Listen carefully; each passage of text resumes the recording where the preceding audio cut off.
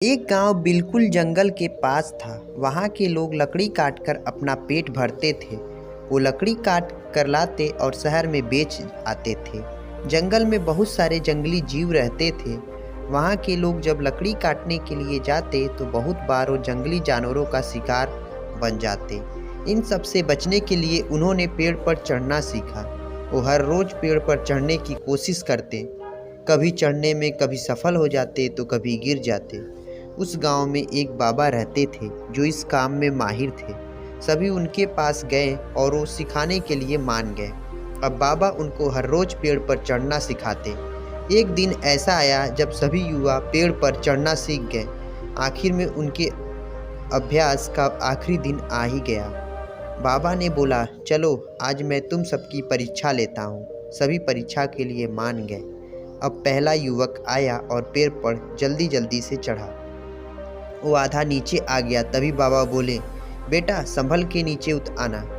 इसी तरह दूसरा युवक जल्दी जल्दी ऊपर चढ़ा और जब बिल्कुल नीचे आ ही गया तो गुरुजी ने बोले, बेटा संभल कर। फिर तीसरा युवक चढ़ा तो जब वो भी नीचे आने लगा तो बाबा बोले, संभल कर बेटा।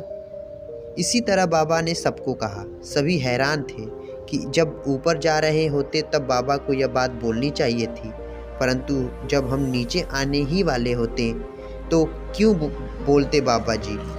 किसी की पूछने की हिम्मत नहीं थी। तभी एक युवा बोले, बाबा आपकी एक बात समझ नहीं आई। बाबा ने पूछा, क्या बेटा? युवा बोला, बाबा जब हम पेड़ से नीचे उतरने वाले होते आप तब बोलते संभल कर उतरना, जबकि वहाँ तो हम आराम से नीचे आ सकते हैं। बाबा ने ध्यान से बात सुनी और फिर कहा, बेटा इसका कारण यह है कि आप जब ऊपर जा रहे होते तो खुद ही सावधान होते हो, परंतु गलती कब होती? जब हम अपनी मंजिल के बिल्कुल पास पहुंच जाते हैं। उस समय आप बेफिक्र हो जाते हैं कि अब तो कोई रिस्क ही नहीं, जबकि रिस्क उसी समय होता। सभी बाबा की बात से सहमत हो जाते हैं। तो दोस्तों, आपको इस कहानी से क्या सीख मिलती है?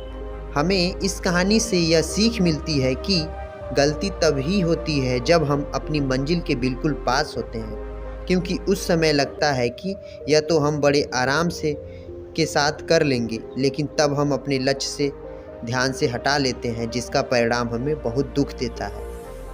तो आपको ये कहानी कैसी लगी कमेंट बॉक्स में कमेंट करें और ऐसी ही कहानियों के लिए हमारे चैनल को सब्सक्राइब करना बिल्कुल ना भूलें। Thank you for watching.